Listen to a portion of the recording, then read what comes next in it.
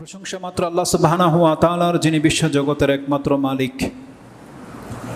যে আল্লাহ সুবহানাহু ওয়া তাআলা তিনি তার বিধানে যখন যাকে খুশি মর্যাদাবান করে থাকেন, যে কোনো বিষয়কে তিনি অন্যান্য বিষয় থেকে প্রাধান্য দিয়ে থাকেন, তেমনি আল্লাহ সুবহানাহু ওয়া তাআলার মর্যাদাপূর্ণ মাস রয়েছে, দিন রয়েছে, ক্ষণ রয়েছে। সে আল্লাহ সুবহানাহু ওয়া তাআলার প্রশংসা, যিনি আমাদেরকে এই ফিতনার সময়ও এবং বিভিন্ন বিপর্যস্ত পরিবেশে আমাদেরকে সুস্থ রেখেছেন, বাঁচিয়ে রেখেছেন। আমরা তার প্রশংসা করি, আলহামদুলিল্লাহ। সালাতু ওয়া সালাম প্রিয় নবী মুহাম্মদুর রাসূলুল্লাহ সাল্লাল্লাহু আলাইহি ওয়াসাল্লামের প্রতি, যিনি আমাদের জন্য এক কল্যাণকর দিন হিসেবে প্রেরিত হয়েছিলেন। আমরা তার উপরে সালাত এবং সালাম পাঠ করি, আল্লাহুম্মা সাল্লি আলাইহি আল্লাহুম্মা বারিক আলাইহি। আমাদের জীবন থেকে আরেকটি বছর অতিবাহিত হয়ে চলে গেছে। আমরা 1442 হিজরি পার করে এখন 1443 হিজরিতে পদার্পণ করেছি। এটা হলো মুহররম মাস। আজকে মুহররমের কত তারিখ আমাদের হিসাবে বলেন? কেউ জানেন না? জি 4, 3 নয়, যাই হোক, আজকে সম্ভবত আমাদের হিসাবে 3 তারিখ। যতদূর আমি জানি, ক্যালেন্ডার হিসাবে সম্ভবত আজকে 4 তারিখ। আলা কুল্লি হাল, কারণ এই তারিখটা আমাদের জন্য একান্ত জরুরি। কারণ এই মাসে এমন একটি দিন আছে, মর্যাদাপূর্ণ দিন, যেই দিনের একটি সিয়াম আছে, যেটা আজকের আলোচনায় আসবে ইনশাআল্লাহুল আজিজ। তারপরে যদি আমাদের কনফিউশন থাকে, আমরা ভালো করে জেনে নেব আজকে 3 কি 4, ওই হিসাব করে আমরা 10ই মুহররম খোঁজ করবো ইনশাআল্লাহ। তো আল্লাহ সুবহানাহু ওয়া তাআলা আমাদেরকে একটি মর্যাদাপূর্ণ মাসে পৌঁছে দিয়েছেন। এই মাসের বেশ কিছু মর্যাদা বা বৈশিষ্ট্য রয়েছে। আমরা প্রথমে সেই দিকগুলো আলোচনা করব এবং সেই বর্ণনাগুলোতে এমন কিছু কথা থাকবে, তাতে আমাদের করণীয় কি সেই বিষয়গুলো ফুটে উঠবে। ওগুলো নতুন এক্সট্রা করে কিছু বলার নেই, ওখান থেকে আমরা বেছে নেব। এটা অফ করে দেন। মুহররম মাসের মর্যাদা সম্পর্কে কোরআন এবং হাদিসে যেই জিনিসগুলো আমরা পাচ্ছি, তার মধ্যে থেকে একটি হাদিসের মধ্যে এই মুহররম মাসের মর্যাদাটাকে তুলে ধরা হয়েছে। সেই হাদিসটি ইমাম মুসলিম রাহিমাহুল্লাহ তিনি তার কিতাবুস সিয়াম 14 নম্বর অধ্যায়ে উল্লেখ করেছেন। হাদিস নাম্বার হচ্ছে 2645, 2645 নম্বর হাদিস। আবু হুরায়রা সেই হাদিসের বর্ণনাকারী। তাতে রয়েছে রাসূলুল্লাহ সাল্লাল্লাহু আলাইহি ওয়াসাল্লাম বলেছেন, আফদালু সিয়াম বাদা রামাদানা শাহরুল্লাহিল মুহররম।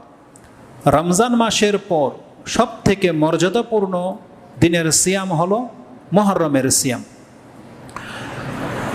রমজান মাসের সিয়ামের পর সব থেকে মর্যাদাপূর্ণ সিয়াম হলো মুহররম মাসের সিয়াম। এখন এই মুহররম মাসের সিয়াম কি একটা না কয়টা, এটা আমরা একটু পরে আলোচনা করব। এই হাদিসের মধ্যে এই কথাটা বলতে গিয়ে মুহররমের সিয়াম যে উত্তম সিয়াম বা মর্যাদাপূর্ণ সিয়াম, এটা বলতে গিয়ে শুধু মুহররম বলা হয়নি, বলা হয়েছে শাহরুল্লাহিল মুহররম, আল্লাহর মাস মুহররম। এই হাদিসের মধ্যে আল্লাহর মাস কথাটা রয়েছে, যেই শব্দটা এই মাসের মর্যাদাকে বাড়িয়ে দিয়েছে। হাদিসটি রয়েছে মুসলিমে, হাদিস নাম্বার বললাম 2645, 2645 নম্বর হাদিস। রাসূল সাল্লাল্লাহু আলাইহি ওয়াসাল্লাম বলছেন, রমজান মাসের সিয়ামের পরে উত্তম বা মর্যাদাপূর্ণ সিয়াম হলো আল্লাহর মাস মুহররম মাস। তো যখনই আল্লাহর নাম এসেছে, যার ফলে এই মাস যে মর্যাদাপূর্ণ মাস, অটোমেটিকলি এর মর্যাদা বেড়ে গেছে। কেন? কারণ আল্লাহ সুবহানাহু ওয়া তাআলা তিনি এমন এক সত্তা, তার নামের সাথে যা কিছু যুক্ত হয়ে যাবে, মিলে যাবে, ওটার মর্যাদা অটোমেটিকলি বেড়ে যাবে। অথবা কথাটাকে আমরা এইভাবে বলতে পারি, আল্লাহ যদি কোনো কিছুর মর্যাদাকে তুলে ধরতে চান, তাহলে একটা নীতিমালা হলো তিনি তার নামের সাথে উল্লেখ করেন। যেমন রাসূলুল্লাহ, কিতাবুল্লাহ, বাইতুল্লাহ, হুদুদুল্লাহ।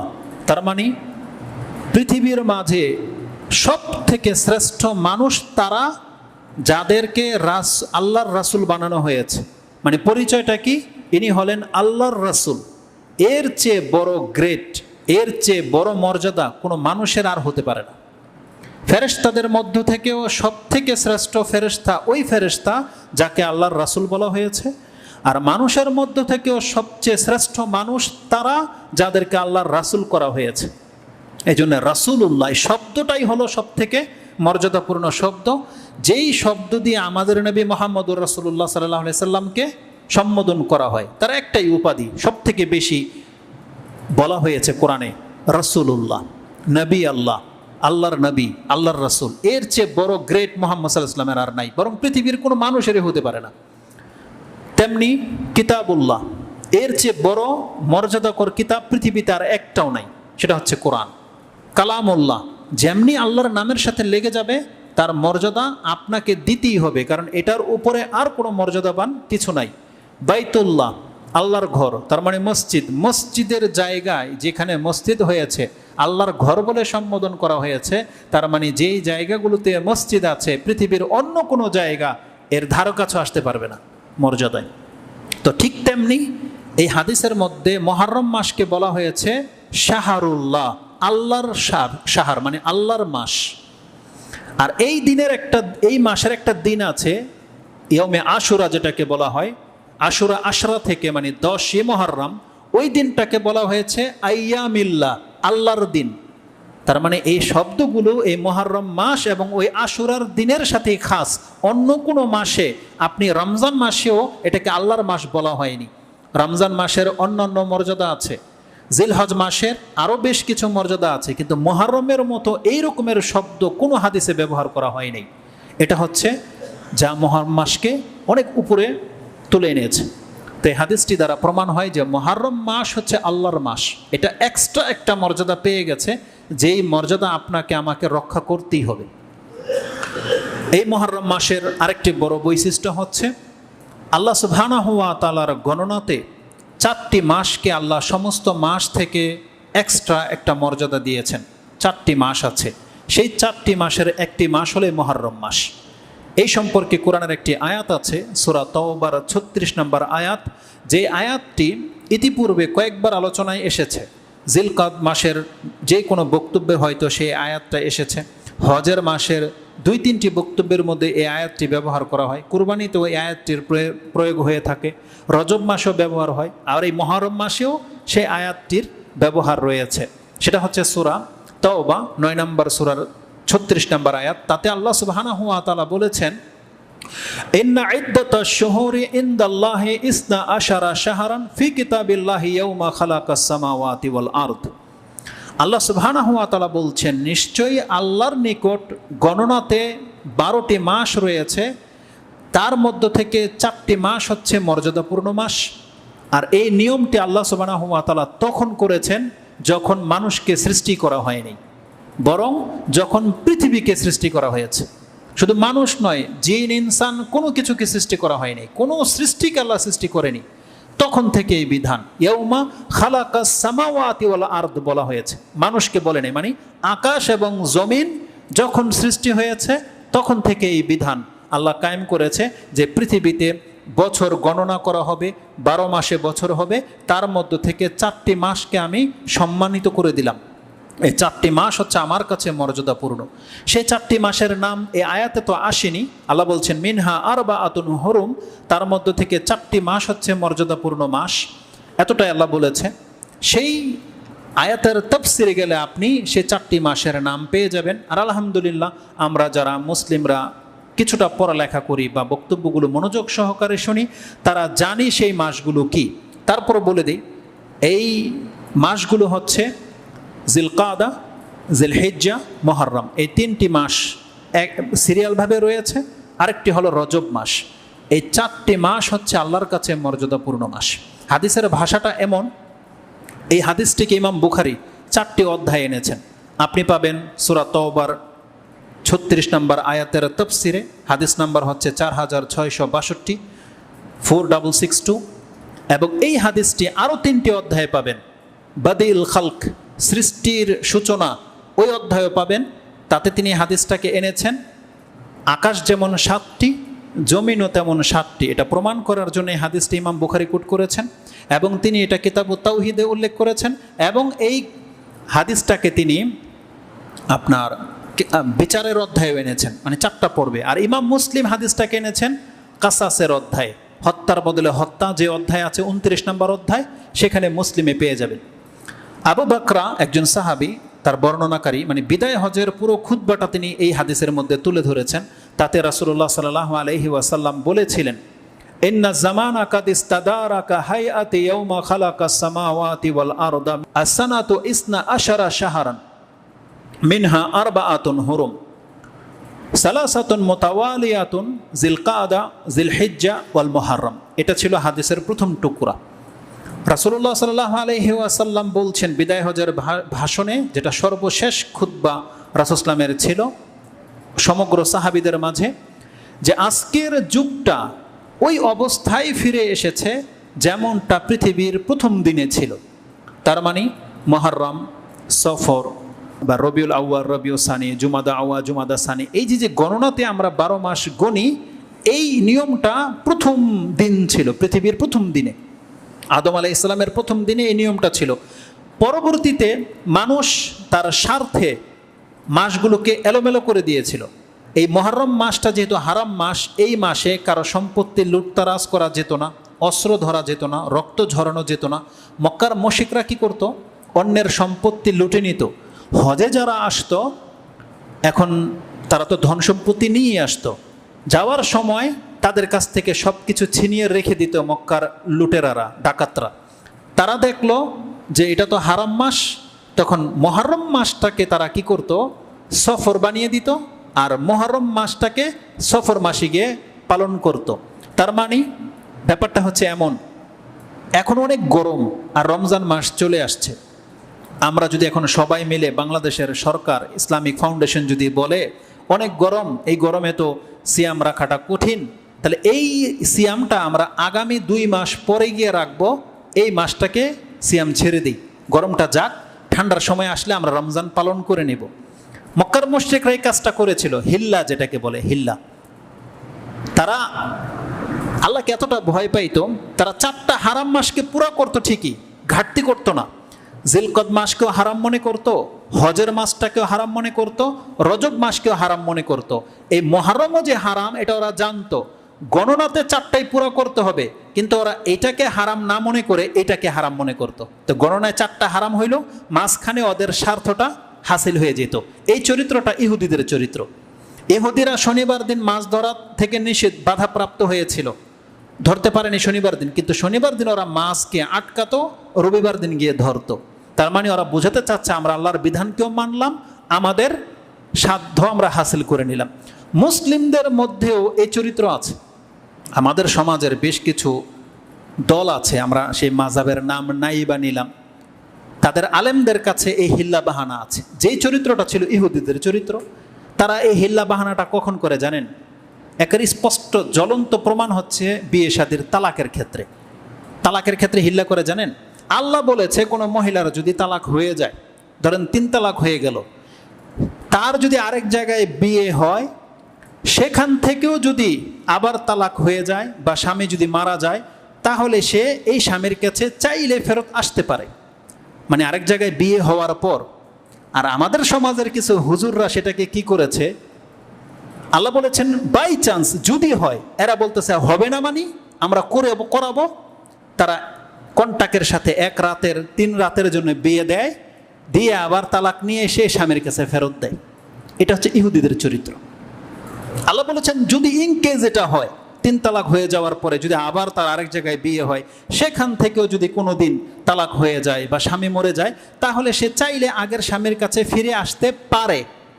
আর এরা বলতেছে আমরা এটা ঘটাবো, বুঝছেন? এরা ঘটিয়ে ছাড়ে, 1 রাতের জন্য কারো কাছে বিয়ে দেয়, ওকে তালাক ওর কাছ থেকে নিয়ে আবার এর কাছে ফেরত দেয়। এটা ইহুদিদের চরিত্র নয় তো কি? এই মক্কার মুশরিকদের এই চরিত্র ছিল, যারা এই মুহররম মাস সম্পর্কে এমনটা করত।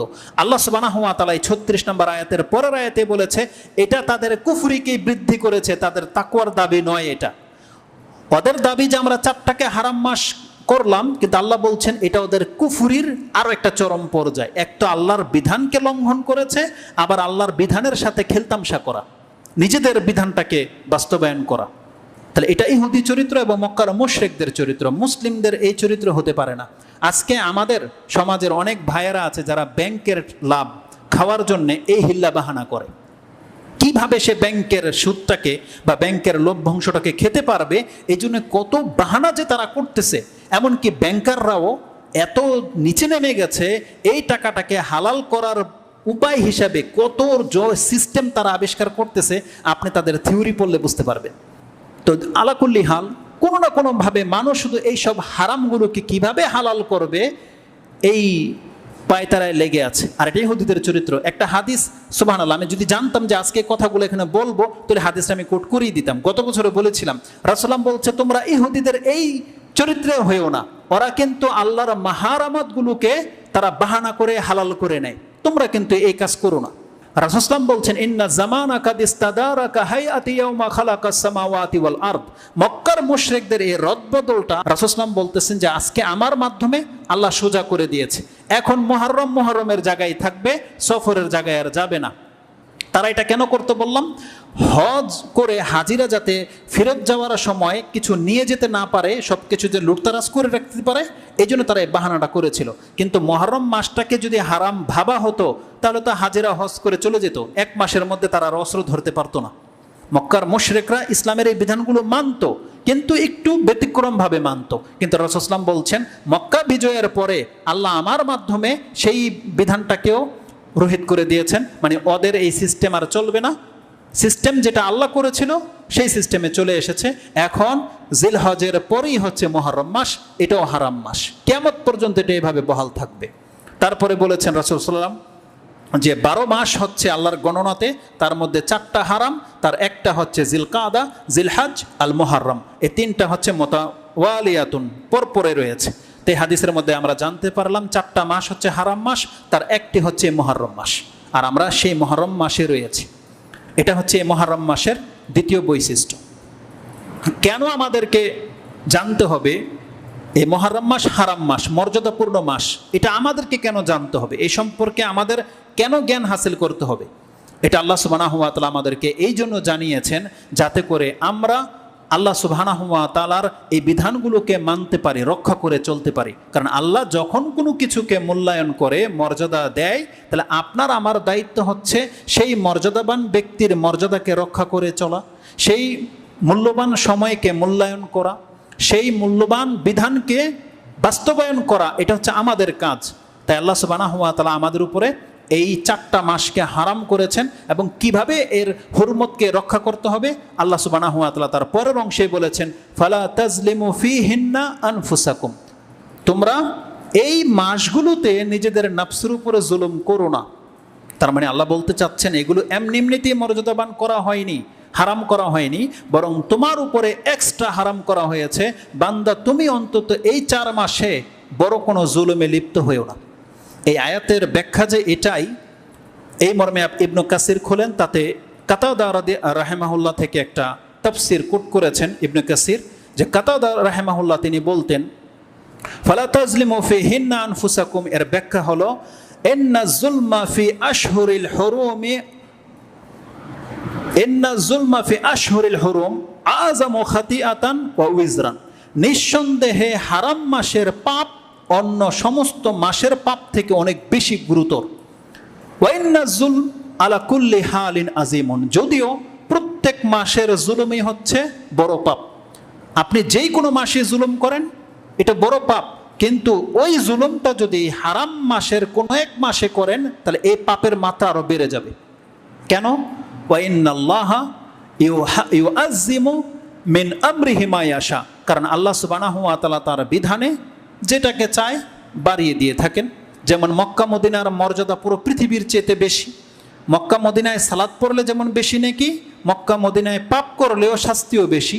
মদিনার সম্পর্কে একটা হাদিস তো রয়েছে, যারা মদিনাবাসীর সাথে ছলনা করবে, তাদেরকে ধোঁকা দেবে, তাদের সাথে শত্রুতা করবে, কিয়ামতের মাঠে আল্লাহ তাদেরকে আগুনে গালিয়ে, লবণ যেমন পানিতে মিশে যায় এভাবে মিশিয়ে ফেলবে আল্লাহ আগুনের সাথে। এটা অন্য কোনো রাষ্ট্রের সাথে আল্লাহ বলে নাই। শুধু মদিনাবাসীর সাথে এ কথা বলেছেন যে মদিনাবাসীর, মদিনাওয়ালাদের সাথে যদি কোনো ব্যক্তি শত্রুতা রাখে, বিদ্বেষ রাখে, যদিও সে হক, যদি বিদ্বেষ রাখে, আল্লাহ বলছেন ওকে আমি আগুনে জ্বালাতে জ্বালাতে লবণ যেমন পানিতে গলে যায়, আল্লাহ বলছেন আমি ওকে আগুন দিয়ে এভাবে গালিয়ে ফেলবে একেবারে। নাউজুবিল্লাহ মিন যালিক। এই জন্য সব জায়গার মান একরকম নয়। তা আল্লাহ যখন যেটাকে চায় মর্যাদা দিয়ে থাকে। যেমন আমরা এই মসজিদে সালাত আদায় করলে 27 গুণ বেশি জোর পাবো, আর মক্কাতে নামাজ পড়লে এখন 1 লাখ রাকাতের নেকি পেতাম, তাই নয়? 1 লাখ বার জুমা পড়লে যেই নেকি, সেটা আজকে যারা মক্কায় পড়তেছে তারা সেই নেকি পেয়ে যাবে। তা আল্লাহ যখন যেটাকে চায় মূল্যায়ন করে থাকে। তা আমাদেরকে যখন জানানো হয়েছে যে মুহররম মাসটা হচ্ছে হারাম মাস, অতএব আমাদেরকে এই মাসে পাপ করা যাবে না, অন্যের গায়ে হাত তোলা যাবে না, অন্যের মাল রক্ষা করতে হবে আমাদেরকে, ইজ্জত নষ্ট করা যাবে না, বড় ধরনের কোনো পাপে জড়ানো যাবে না, রক্ত ঝরানো যাবে না, এই মাসে সেগুলোকে রক্ষা করে চলতে হবে। কিন্তু দুর্ভাগ্যবশত এই মাসে এমন একটা ন্যাক্কারজনক ঘটনা ঘটিয়েছে আজ থেকে 1300 বছর আগে, সুবহানাল্লাহ, যে জালেমরা এটা ঘটিয়েছে তাদেরকে তো আল্লাহ সুবহানাহু ওয়া তাআলা নিঃসন্দেহে তাদেরকে কঠিন শাস্তি দেবে। আপনারা জানেন সেই ঘটনাটা কি ছিল? এই মুহররম মাসের 10 তারিখে কারবালাতে রাসূলুল্লাহ সাল্লাল্লাহু আলাইহি ওয়াসাল্লামের সন্তানকে হত্যা করা হয়েছিল, শহীদ করা হয়েছিল, আহলে বাইতের উপরে জুলুম করা হয়েছিল, তাও ওই মুহররম মাসে। তাহলে যারা এই কাজটা করেছিল আল্লাহর কতটা ঘৃণার পাত্র তারা হয়েছে। এক তো সাধারণ একটা মুসলিমকে মেরে দিলে আল্লাহ বলেছেন পুরো পৃথিবীর মানুষকে হত্যা করলে যেই পাপ হবে, একটা সাধারণ, আপনাকে আমাকে একটা সাধারণ তুচ্ছ মুসলিমকে যদি কেউ মেরে দেয় সেই পাপ হবে, আর এটা সাধারণ দিনে। কিন্তু যদি সেটা ঘটে হারাম মাসে তাহলে তার চেয়ে বড় পাপ। আবার যদি ঘটে সেটা রাসূল সাল্লামের পরিবারের সাথে, এর কি অবস্থা হবে আপনি বলেন? কি অবস্থা হতে পারে? আর আবু জাহেলও এত শাস্তি পাবে না হয়তো যারা এই কাজটা ঘটিয়েছে, তারা কাফের হয়ে ওই শাস্তি পাবে না হয়তো যারা রাসূল সাল্লামের আহলে বায়াতের সাথে এই ঘটনাটা ঘটিয়েছে। আর সেই ইতিহাস আমরা কম বেশি অনেকেই শুনেছি যে হোসাইন রাদিয়াল্লাহু তাআলা আনহুকে শহীদ করেছেন তার পরিবার সহ, কারবালার প্রান্তরে তাদেরকে শহীদ করে দেওয়া হয়েছিল বাগীদের পক্ষ থেকে, জালেমদের পক্ষ থেকে। যারা করেছে তাদেরকে আল্লাহ সুবহানাহু ওয়া তাআলার লানতের হকদার তারা হয়ে গেছে। এখন আমাদের ভূমিকা হলো যেমনটা ঘৃণা রাখতো সাহাবায়ে কেরাম, তাবেঈনরা, আমরাও তাদের উপরে অতটাই ঘৃণা রাখতে হবে, এটা আমাদের উপরে ফরজ দায়িত্ব। যারা রাসূলুল্লাহ সাল্লাল্লাহু আলাইহি ওয়াসাল্লামের পরিবারের লোকদের সাথে নাইনসাফি করেছে, জুলুম করেছে, সাহাবীরা তাদেরকে ঘৃণা করত, যে সাহাবীরা বেঁচে ছিল তারা তাদেরকে ঘৃণা করত। আসলে একটা বর্ণনা আপনাকে উল্লেখ করে দিই, আপনি বুঝতে পারবেন যে সাহাবীরা তাদেরকে কতটা ঘৃণা করত। তখন ইবনে ওমর রাদিয়াল্লাহু তাআলা আনহু বেঁচে ছিলেন, আনাস রাদিয়াল্লাহু তাআলা আনহু তখন বেঁচে ছিলেন। ইবনে ওমর রাদিয়াল্লাহু তাআলা আনহুমা তিনি কতটা ঘৃণা করতেন এই ইরাকের লোকদেরকে যারা হোসেন রাদিয়াল্লাহু তাআলাকে হত্যা করেছে, শহীদ করেছে। একটা বর্ণনা আপনি বুঝতে পারবেন যে তারা কতটা ঘৃণা পোষণ করতো অন্তরে। যদিও তাদের ক্ষমতা ছিল না এর প্রতিশোধ নেয়ার, কিন্তু তারা অন্তর থেকে ঘৃণা করতো। কেমন ঘৃণা আপনি দেখেন। একটা বর্ণনা রয়েছে, ইমাম বুখারী সেই হাদিস কোট করেছেন, যেটা সাহাবীদের মর্যাদায় পেয়ে যাবেন। 62 নম্বর অধ্যায়ের একেবারে শেষ দিকের হাদিস, 3753 নম্বর হাদিস, 3753, 3753 নম্বর হাদিস। একজন ব্যক্তি, আন্না রাজুলান মিনাল ইরাক, ইরাকের এক ব্যক্তি, সাআলা ইবনে ওমর আনিল মুহরিমি, মুহরিম ব্যক্তির সম্পর্কে জিজ্ঞাসা করেছে ইবনে ওমরের নিকট, আনিল দামিল বাউদে, মশার রক্ত, মানে এহরাম অবস্থায় মশা মেরেছে, ওই মশার রক্ত এহরামের কাপড়ে লেগে গেছে। এখন এই কাপড় কি পাক না না পাক? তার মানে সে মুহরিম অবস্থায় মশা মেরেছে, এটা কত বড় পাপ করেছে এটা জিজ্ঞেস করেছে। এই প্রশ্ন যখন করেছে, সুবহানাল্লাহ, ইবনে ওমর বলতেছেন, মিন আইনা আনতা, তুমি আসছো কোত্থেকে, কোথাকার লোক তুমি? যখন বলেছে মিনাল ইরাক, ইরাক থেকে এসেছে, বলছে উনজুর ইলা হাজা, তোমরা দেখো এই ব্যক্তির দিকে। সালানি আন দামিল বাউদে, সে আমাকে মশার রক্ত সম্পর্কে জিজ্ঞেস করে। ওয়াকাদ কাতালু ইবনা নবী আল্লাহ সাল্লাল্লাহু আলাইহি ওয়াসাল্লাম, অথচ এরা নবীর ছেলেকে হত্যা করেছে, এটাকে পাপ মনে করেনি, এখন মশা মেরেছে সেইটার সম্পর্কে জানতে চেয়েছে। কতটা ঘৃণা করতো যে দেখো এর দিকে, এরা নবীর সন্তানকে হত্যা করেছে আর আজকে আমাকে মশার রক্ত সম্পর্কে জিজ্ঞেস করতে এসেছে। যদিও এই লোক কিন্তু সেখানে ছিল না, কারবালার প্রান্তরে ছিল না, কিন্তু ইরাকের হওয়ার কারণে কতটা ঘৃণা রাখতো সেই জাতির প্রতি ইবনে ওমর, যে বলতেছে ইরাকের লোক নবীর ছেলেকে হত্যা করেছে আর এ আমাকে মুসার রক্ত সম্পর্কে জিজ্ঞেস করতে চায়। সামিয়াতু আন-নবী সাল্লাল্লাহু আলাইহি ওয়াসাল্লাম ইয়াকুল ইন্নাল হাসানা ওয়াল হুসাইন, নিশ্চয়ই হাসান এবং হুসাইন হচ্ছে রাইহানাতায় মিনাদ দুনিয়া, এই দুনিয়ার মধ্যে দুইটা রাইহান ফুল ছিল হাসান আর হুসাইন। ইমাম বুখারী হাদিসকে কোট করেছেন যে যেই সব থেকে সুগন্ধি ফুল রাইহান হাসান এবং হুসাইন ছিল, তাদের একজনকে হত্যা করেছে এই ইরাকবাসী, আর আজকে সে মুসার রক্ত সম্পর্কে জিজ্ঞেস করতে চায়।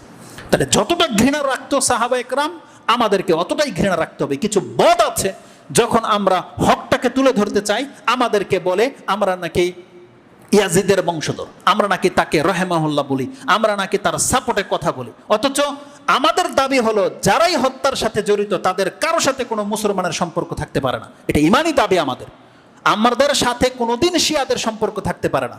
আরে বরং যারা এটা নিয়ে বাড়াবাড়ি করে তারাই শিয়াদের সাথে বেশি সম্পর্ক রাখে। কোন আহলে সুন্নাহ ওয়াল জামাত আজ পর্যন্ত শিয়াদের সাথে সম্পর্ক রাখতে যায়নি, বরং এদের কাছে শিয়াদের মহব্বত বেশি। আর আমাদেরকে বলে আমরা নাকি শিয়াদের সাপোর্টে কথা বলি, বা আমরা নাকি ইয়াজিদের দল আমাদেরকে বলে। তো প্রথম কথা হচ্ছে আমাদের মেসেজ থাকবে হোসেন রাদিয়াল্লাহু তাআলা আনহুকে যারা শহীদ করেছে ওই টিমের কোনো একজনের সাথে আমাদের মুসলিমদের কোনো সম্পর্ক নেই। আমরা সম্পর্ক ছেদের ঘোষণা করতেছি, কিয়ামতের মাঠে তার ফয়সালা হবে ইনশাআল্লাহুল আজিজ। তো কথা হচ্ছে যে বাড়াবাড়ি করা যাবে না, হকের জায়গায় রেখে আমাদেরকে আমল করতে হবে। ইয়াজিদ যদি এই কাজের অংশদার হয়ে থাকে তাহলে তাকেও আল্লাহ সুবহানাহু ওয়া তাআলা ওই শাস্তি দেবে যেই শাস্তি যারা হত্যা করেছে তাদেরকে দেবে। এটা আমাদের দাবি আল্লাহর কাছে, এবং আল্লাহ সুবহানাহু ওয়া তাআলা সেটা অবশ্যই করবে, যেহেতু ব্যাপারটা হচ্ছেন মুহাম্মদুর রাসূলুল্লাহ সাল্লাল্লাহু আলাইহি ওয়াসাল্লামের আহলে বাইতের ব্যাপার। আল্লাহ সুবহানাহু ওয়া তাআলা ছাড়বে না তাদেরকে। আর এমন একজন ব্যক্তিকে হত্যা করেছে যার মর্যাদা সমস্ত যুবকের ঊর্ধ্বে, বলা হয়েছিল তিনি হচ্ছেন যুবকদের সর্দার হবে জান্নাতে, তাকে হত্যা করা হয়েছে। রাসূল সাল্লাল্লাহু আলাইহি মতো দেখতে তাকে হত্যা করা হয়েছে, যাকে রাসূল সাল্লাল্লাহু আলাইহি সব থেকে বেশি আদর করত। এই দুইজনের একজনকে হত্যা করেছে এরা।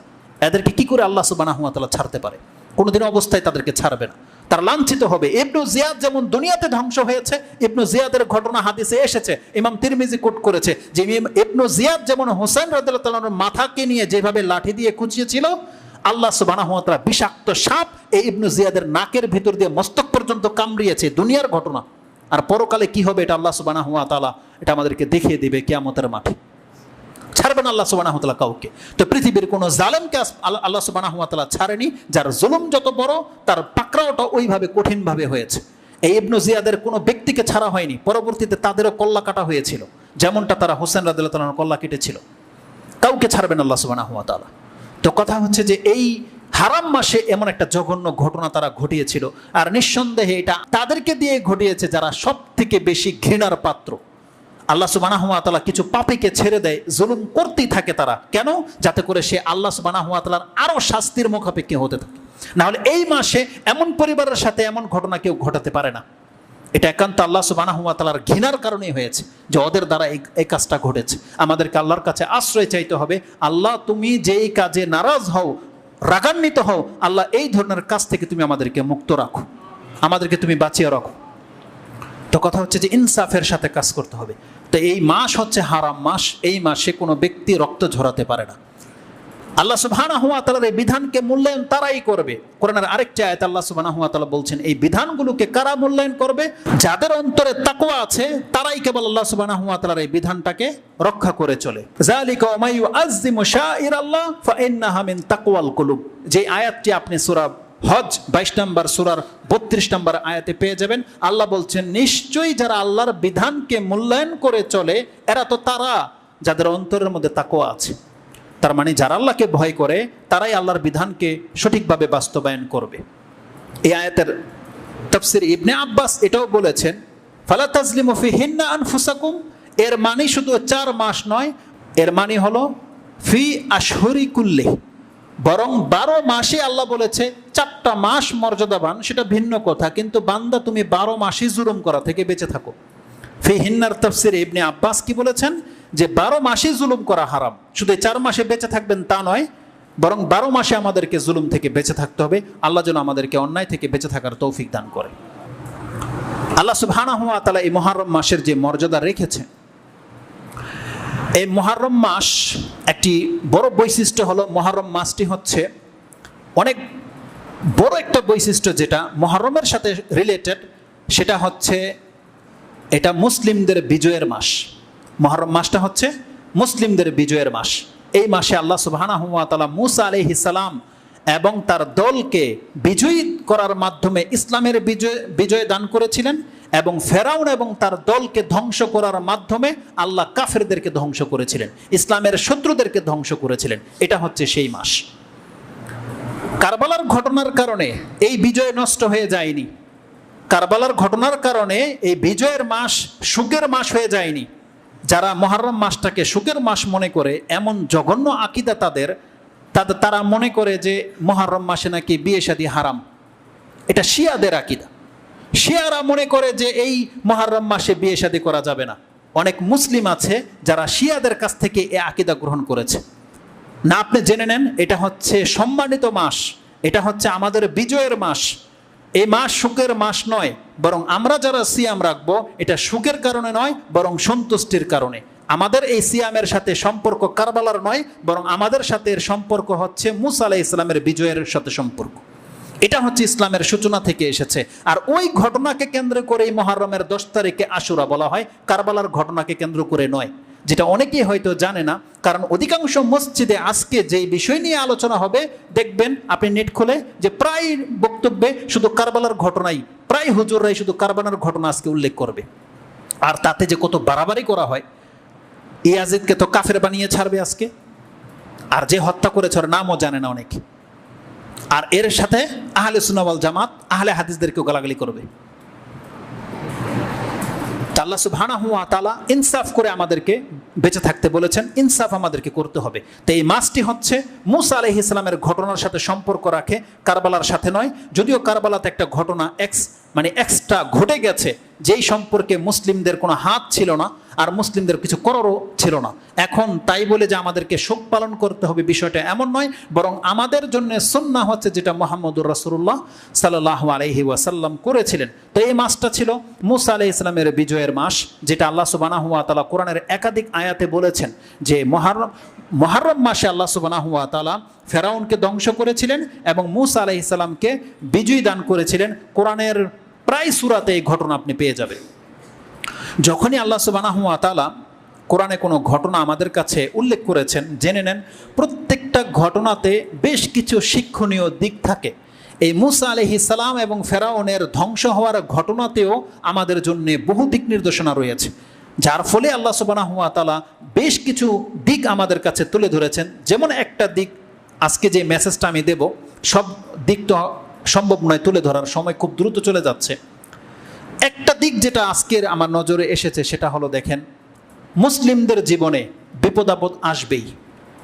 মুসলিমদের জীবনে কষ্ট, বিপদ আপদ, সংকীর্ণ একটা মুহূর্ত আসবেই। কিন্তু মুসলিমদেরকে আল্লাহ সুবহানাহু ওয়া তাআলা মূসা আলাইহিস সালাম এবং রাসূলুল্লাহ সাল্লাল্লাহু আলাইহি ওয়াসাল্লামের বেশ কিছু ঘটনা দিয়ে এটা শিক্ষা দিতে চেয়েছেন, যেটা অধিকাংশ বান্দা ভুলে যায়। সেটা কি?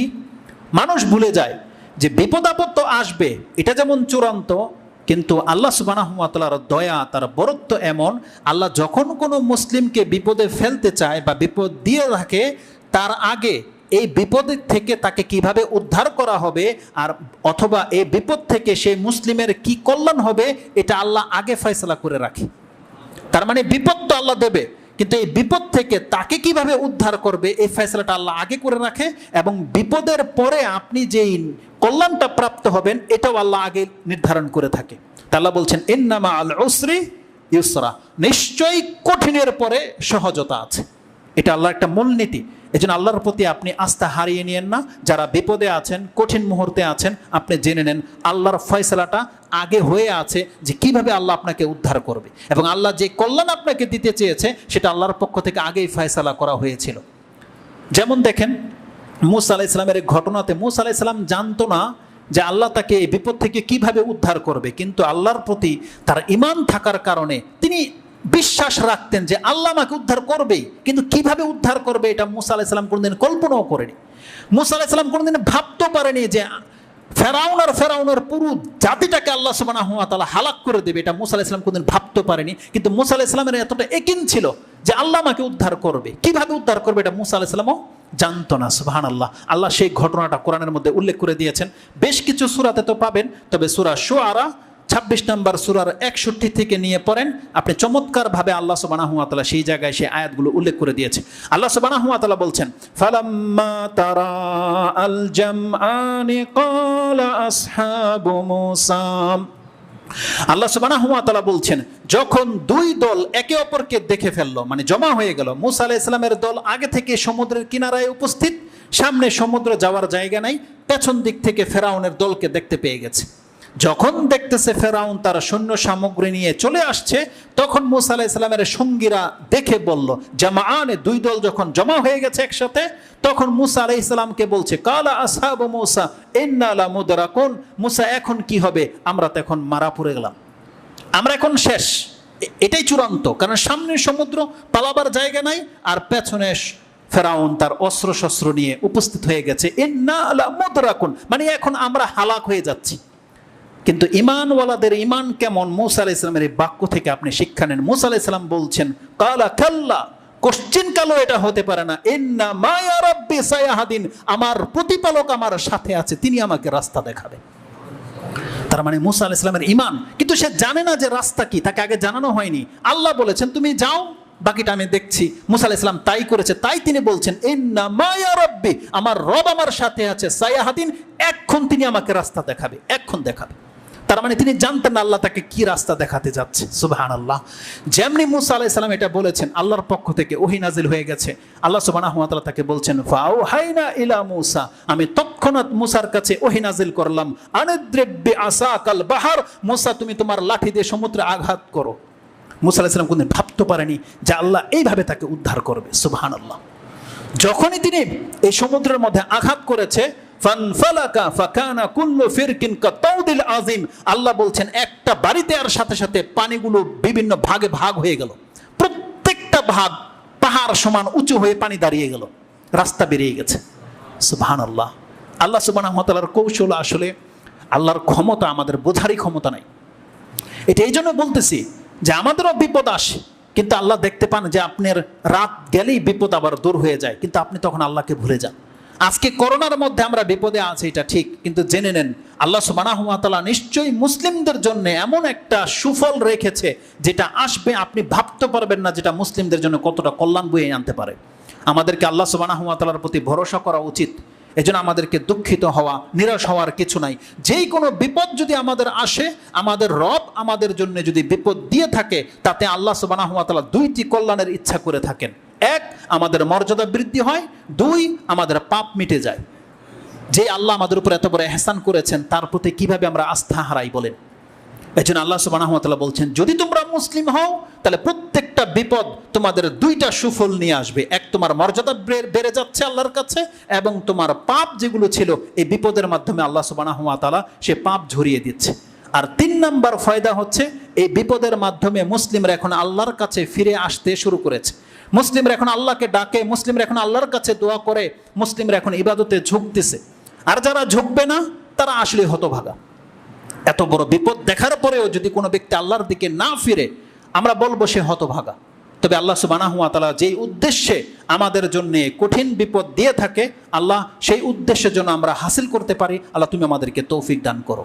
তো বিপদ যত বড় হোক না কেন, আল্লাহ সুবহানাহু ওয়া তাআলার উদ্ধার তার চাইতেও সহজ। এটা মূসা আলাইহিস সালামের ঘটনা থেকে আল্লাহ সুবহানাহু ওয়া তাআলা আমাদেরকে জানিয়ে দিয়েছে। এখানে আরেকটি মেসেজ রয়েছে, দোতলায় জায়গা আছে, যারা যাওয়ার ওদিকে চলে যান। এই ঘটনাতে আরেকটি মেসেজ রয়েছে, যারা জালেম তাদের জন্য, যারা সব সময় পাপ করে, যারা সব সময় বড় জুলুম জালেম হয়ে আছে, মানুষের উপরে অত্যাচার করে, তারা যেন আল্লাহ সুবহানাহু ওয়া তাআলার কৌশল থেকে নিজেদেরকে নিরাপদ না ভাবে। যেমনটা ফেরাউন ভেবেছিল। ফেরাউনকে কোনোদিন ভাবতে পেরেছিল যে ফেরাউনকে এইভাবে আল্লাহ ধরবে? কোনোদিন ভাবতে পারেন। আল্লাহ সুবহানাহু ওয়া তাআলা, আমি মাঝে মাঝে ফিল করি যে আল্লাহ সুবহানাহু ওয়া তাআলার ক্ষমতাটা দেখেন।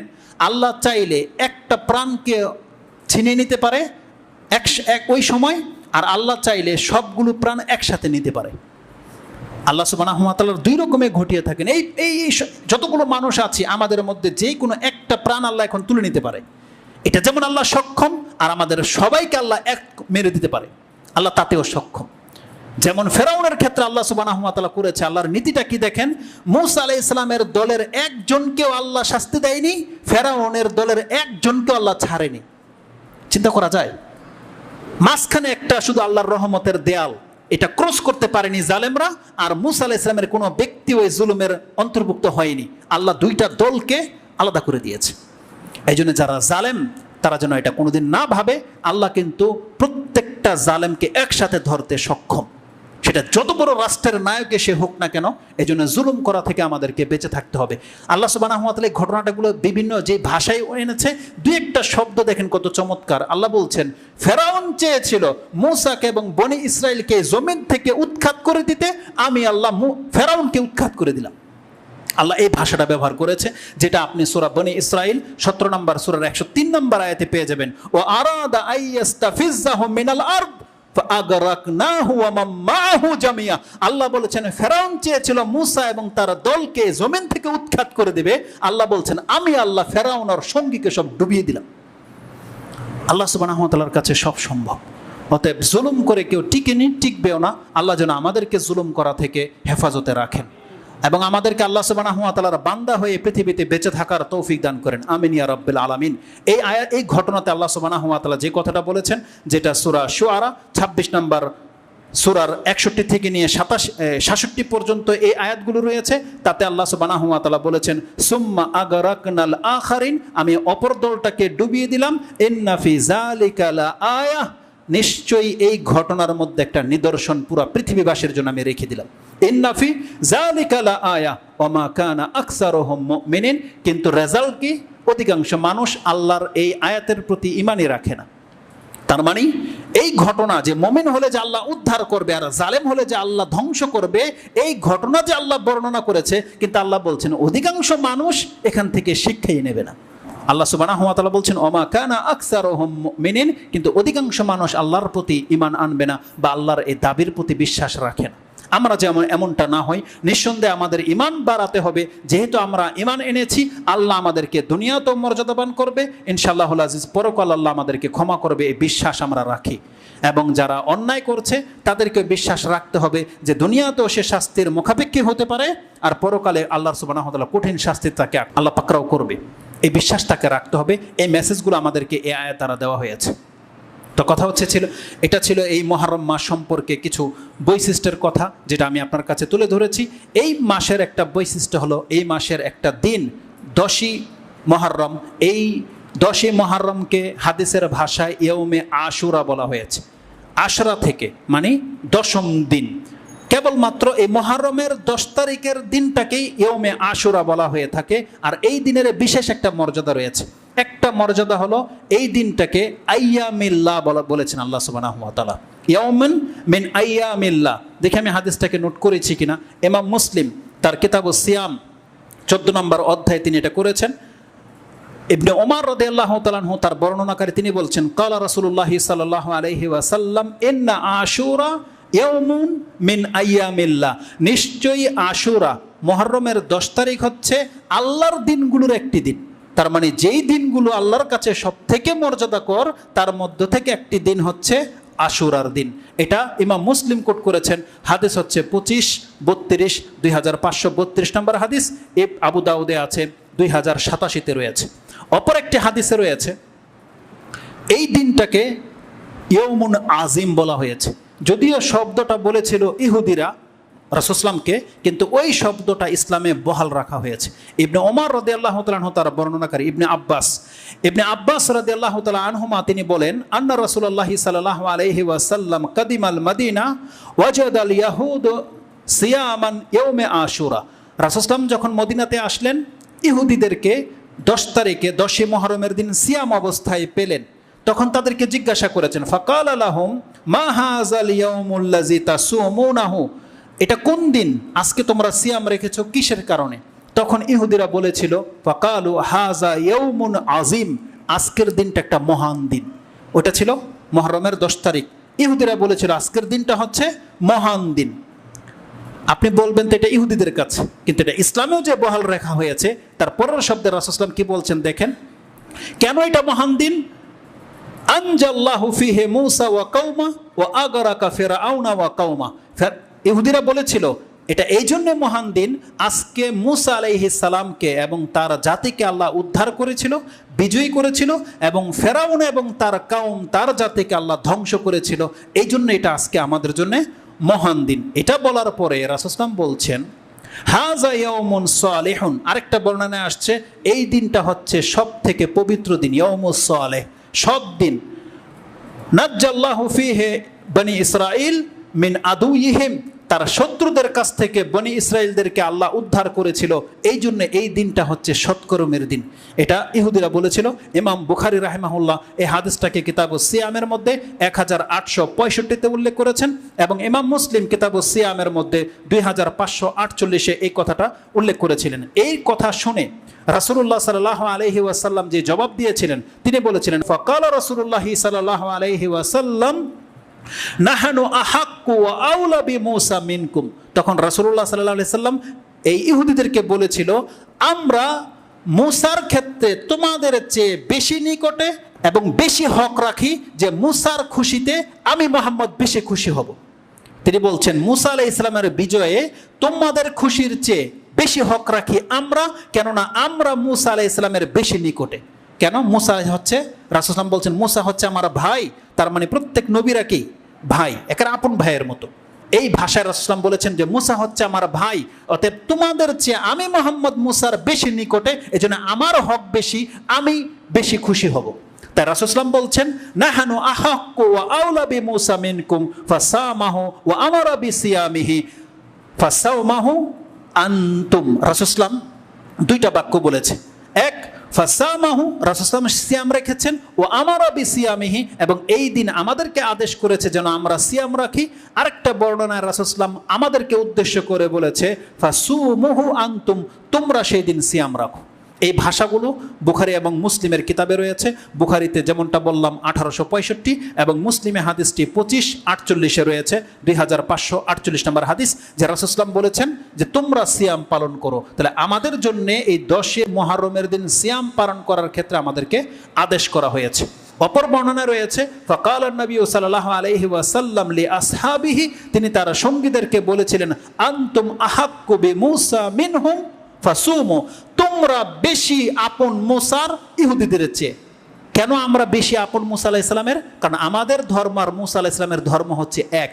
মূসা আলাইহিস সালাম যে ইসলাম এনেছিল ওই ইসলামের উপরেই আমরা আছি। এজন্য আমাদের মূসা আলাইহিস সালামের সাথে বেশি সম্পর্ক, ইহুদিদের সাথে নয়। কারণ ইহুদিরা মূসা আলাইহিস সালামের ধর্মটাকে ছুঁড়ে ফেলে দিয়েছিল। এই ইহুদিরা এই দিনে সিয়ামও রাখে, আবার ঈদও পালন করে। অথচ এই দিনটা এমন একটা দিন যেই দিনকে কেন্দ্র করে পুরো পৃথিবীর মানুষ 3 ভাগে বিভক্ত। একদল আছে এই দিনটাকে ঈদ পালন করে, এটা হচ্ছে ইহুদিরা এবং খাজরাজের খ্রিস্টানরা। আরেক দল আছে এর পুরাই উল্টা, এই দিনটাকে শোকের দিন পালন করে, তারা এটাকে আনন্দিত হয় না। কেন শোকের দিন পালন করে?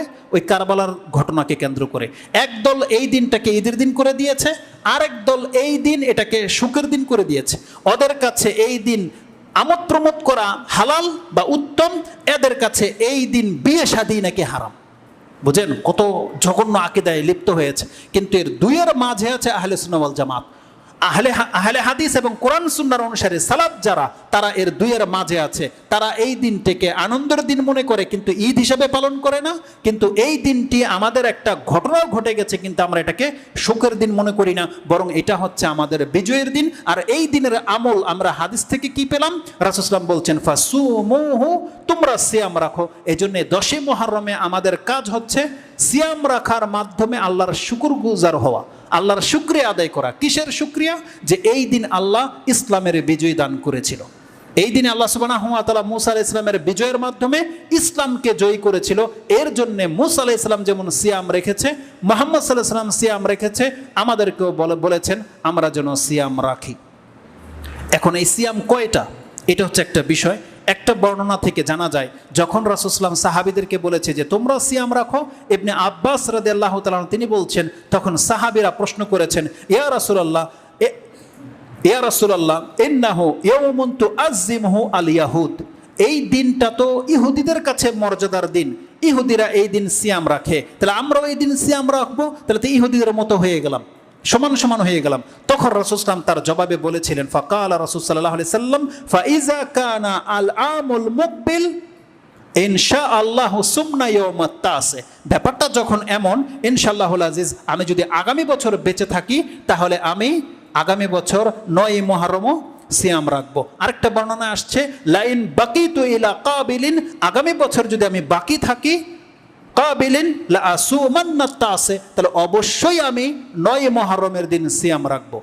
এই হাদিস ইমাম মুসলিম কোট করেছেন। হাদিসটি আপনি 2556 পেয়ে যাবেন, 2556। কেন এই হাদিসটা আমি আপনার কাছে উল্লেখ করার প্রয়োজন বোধ করলাম? রাসূলুল্লাহ সাল্লাল্লাহু আলাইহি সাল্লাম ইচ্ছা পোষণ করেছিলেন 9 মুহররমের দিন সিয়াম রাখবে, কিন্তু সেই সময় তারা আসেনি। আব্দুল ইবনে আব্বাস বলছেন, ফালাম ইয়াতি আল আমুল মুকবিল হাত্তা তুওয়াফিয়া রাসূলুল্লাহ সাল্লাল্লাহু আলাইহি ওয়াসাল্লাম, তার আগেই রাসূল সাল্লামের ইন্তেকাল হয়ে গিয়েছিল। তার মানে তার পরের বছর রাসূল বেঁচে ছিলেন না, কিন্তু তিনি ইচ্ছা পোষণ করেছিলেন যে আমি 9 তারিখের সিয়াম রাখবো। এই জন্য আব্দুল ইবনে আব্বাসকে যখন কেউ জিজ্ঞেস করতো যে আশুরার সিয়াম কবে রাখবো, তিনি ফতোয়া দিতেন 9 তারিখে রাখবে, তিনি 10 তারিখের কথা বলতেন না। এই জন্য কিছু কিছু বক্তব্যে আপনি পাবেন, দেখবেন তারা 10 তারিখে না রেখে 9 তারিখে রাখার কথা বলে। আর কেউ কেউ বলছে যে না, যেহেতু রাসূল সাল্লাল্লাহু আলাইহি ওয়াসাল্লাম 10 তারিখকে অ্যাভয়েড করে নাই, 10 তারিখে রাসূল সিয়াম রেখেছে, বরং তিনি আরেকটা বেশি রাখার ইচ্ছা পোষণ করেছিল, তার মানে 9 আর 10। তো যারা বলেছে যে আশুরার সিয়াম 2টা রাখতে হবে, 9 এবং 10, তারা বেটার পয়েন্টে আছে। কেউ কেউ বলেছে কেউ যদি 11 রাখে, মানে 9, 10, 11, তাহলে তারা আরও বেশি বেটার পয়েন্টে রয়েছে। আমরা এমনটা বলি না। কোনো ব্যক্তি যদি অপারগ হন, আপনি 10 তারিখের মুহররমের একটা সিয়ামই যথেষ্ট আপনার জন্য রাখা, এটা রাখতে হবে। কেন? এটা হলো সবচেয়ে উত্তম সিয়াম, এবং এই সিয়াম যেই ব্যক্তি রাখবে, রাসূল সাল্লাল্লাহু আলাইহি ওয়াসাল্লাম বলছেন সুয়েলা আন সাওমে ইয়াউমে আশুরা, দেখেন এখানে সুয়েলা সাওমে আশুরা, 10 তারিখের সিয়ামের কথা বলা হয়েছে। রাসূল সাল্লাল্লাহু আলাইহি ওয়াসাল্লাম বলছেন ইউকাফিরু সানাতাল মাদিয়া, তা 1 বছরের গুনাহকে মাফ করে দেবে। তাহলে যেহেতু 10 তারিখের সিয়ামটা হচ্ছে মূল, এজন্য কোনো ব্যক্তি যদি অপারগ হয়, অক্ষম হয়, কোনো মা বোন যদি এমন থেকে থাকে যে সে একটা রাখতে পারবে, তাহলে অবশ্যই সে 10 তারিখটাকেই প্রাধান্য দেবে। কিন্তু রাসূলুল্লাহ সাল্লাল্লাহু আলাইহি ওয়াসাল্লামের ইচ্ছা অনুযায়ী এবং ইহুদিদের বিরোধিতা করার জন্য আমরা চেষ্টা করব 9 তারিখকেও সাথে রাখা। এই ক্ষেত্রে আমাদের গণনা অনুযায়ী, আমাদের চাঁদ অনুযায়ী 9 এবং 10 এই 2টা সিয়াম যদি আমরা রাখি, তাহলে এটা সৌদি আরবের হিসাবে কত হয়? 10, 11, আর আমাদের হবে 9 এবং 10। আমরা বেটার পয়েন্টে আছি ইনশাআল্লাহুল আজিজ। তাহলে আমাদের 9 তারিখ, সেই দিন সৌদি আরবের 10 তারিখ, আমাদের 10 তারিখ, সেই দিন হবে সৌদি আরবের 11 তারিখ। তো এই 2 দিন আমরা সিয়াম রাখার চেষ্টা করব, কিন্তু এই সিয়াম কারো উপরে ফরজ নয়। কেউ যেন এটাকে বাধ্যবাধকতা না মনে করে যে না রাখতে পারলে গুনাহ হয়ে যাবে, বড় অপরাধ হয়ে যাবে, এমন কিছু নয়। রাসূল সাল্লাল্লাহু আলাইহি ওয়াসাল্লাম বলেছেন, রমজান ফরজ হয়ে যাওয়ার পরে যে চায় মুহররমের সিয়াম রাখতে পারে, যে চায় মুহররমের সিয়াম ছাড়তে পারে। তবে রাসূলুল্লাহ সাল্লাল্লাহু আলাইহি সাল্লাম এই সিয়ামকে এত বেশি প্রাধান্য দিতেন যা অন্য কোনো দিনের সিয়ামকে এতটা বেশি প্রাধান্য দিতেন না। আমাদের গণনায় যদি ভুল না করে থাকি, তাহলে সম্ভবত আমাদের 9 এবং 10 তারিখ পরে বৃহস্পতিবার আর শুক্রবার, বাকি আপনারা হিসাব করে নেবেন। আমাদের সম্ভবত বৃহস্পতিবার মূল, বৃহস্পতিবার আর শুক্রবার এই 2 দিন হতে পারে আমাদের 9 এবং 10। আল্লাহু আলম। আল্লাহ যেন আমাদেরকে বোঝার এবং সেই অনুযায়ী আমল করার তৌফিক দান করে। আকুলু লিকাউলি হাযা আস্তাগফিরুল্লাহ লি ওয়া লাকুম ওয়া লিসাইরিল মুসলিমিন ফাস্তাগফিরু ইন্নাহু হুয়াল গাফুরুর রাহিম।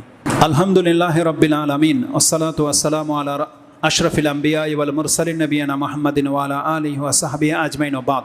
আজকের পুরো খুতবার যে সার্কেলটা ছিল, আমরা মুহররমের মর্যাদা বা বৈশিষ্ট্য নিয়ে কথা বলেছি। মুহররম মাস হচ্ছে আল্লাহর মাস। এই মাসটি হচ্ছে হারাম মাসের একটি মাস। এই হারাম মাস মানে হলো আমাদেরকে পাপ থেকে বেঁচে থাকতে হবে, জুলুম করা যাবে না। এবং এই মাসে কারবালার একটা ঘটনা উল্লেখ করেছি, যারা এই ঘটনা ঘটিয়েছে তাদের উপর আল্লাহর লানত বর্ষিত হোক। আমরা তাদের সাথে কোনো সম্পর্ক রাখি না, আমাদের সাথে তাদের কোনো সম্পর্ক নাই, আমাদেরকে এটা এলান করতে হবে। এবং এই মাসটা ছিল মুসা আলাইহিস সালামের বিজয়ের মাস, যেই ঘটনা কোরআনের একাধিক জায়গায় রয়েছে, মুসা এবং ফেরাউনের ঘটনা বলে প্রসিদ্ধ। এই 5টি দিক নিয়ে আলোচনা করেছি, এবং 6ষ্ঠ দিক যেটা বললাম যে মুহররমের 10 তারিখে ইয়ৌমে আশুরা বলা হয়। এই একটা সিয়াম যেই ব্যক্তি রাখবে তার বিগত 1 বছরের গুনাহকে আল্লাহ মাফ করে দেবে। আল্লাহ যেন আমাদেরকে আমল করার তৌফিক দান করে, এবং যেই কোনো বিপদ আপদ আমাদেরকে স্পর্শ করুক না কেন, আল্লাহ সুবহানাহু ওয়া তাআলা যেন আমাদেরকে বিপদ থেকে উদ্ধার করেন এবং আমাদেরকে যেন এর কল্যাণ নসিব হওয়ার তৌফিক দেন। আল্লাহ সুবহানাহু ওয়া তাআলা মুসলিমদেরকে এই সমস্ত বিপর্যয় থেকে মুক্ত করেন, এই দোয়াই আমরা সবসময় করব। যে করোনা এখন আমাদের চারপাশে ছেয়ে গেছে, আল্লাহ সুবহানাহু ওয়া তাআলা তুমি যাদেরকে সুস্থ রেখেছো এই করোনা থেকে তুমি তাদেরকে হেফাজত করো। যারা অসুস্থ হয়ে গেছে আল্লাহ তুমি তাদেরকে মুক্ত করে দাও এবং খুব দ্রুত মুসলিম সমাজ থেকে আল্লাহ সুবহানাহু ওয়া তাআলা এই বিপর্যয়কে তুমি দূর করে দাও। তোমার কাছে সব কিছু সহজ আল্লাহ, তোমার কাছে সব কিছু সহজ। তুমি একমাত্র আমাদের আশ্রয়স্থল এবং তুমি সব কিছুর উপরে রয়েছ আল্লাহ। তোমার উপরে আমরা ভরসা করি, তোমার দিকে আমাদের প্রত্যাবর্তন হবে। আল্লাহ তুমি আমাদেরকে তাওহীদের উপর রাখো। ইয়া রাব্বাল আলামিন। সুবহান রাব্বিকা রাব্বিল ইজ্জাতি আম্মা ইয়াসিফুন ওয়া সালামুন আলাল মুরসালিন ওয়ালহামদুলিল্লাহি রাব্বিল আলামিন। আসসালামু আলাইকুম ওয়া রাহমাতুল্লাহি ওয়া বারাকাতুহু।